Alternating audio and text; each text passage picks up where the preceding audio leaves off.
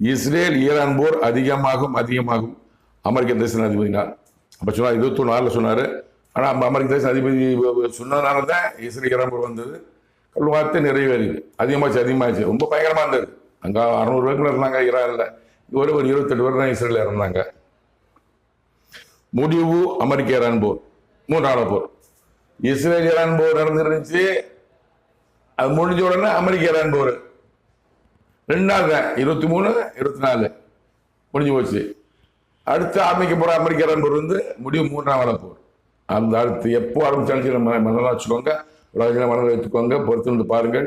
அடுத்து அமெரிக்க ஈரான் போர் நிச்சயமாக ஆரம்பமானா அது முடியக்கூடியது 3வது போர் நிற்கும். இவனுக்கு ஆதரவாக சில தேசங்கள், அவனுக்கு ஆதரவாக சில தேசங்கள், அதாவது அமெரிக்காவுக்கு ஆதரவாக சில நாடுகள் கோஷிச்சு வரும், ஈரானுக்கு ஆதரவாக சில நாடுகள் கோஷிச்சு வரும்.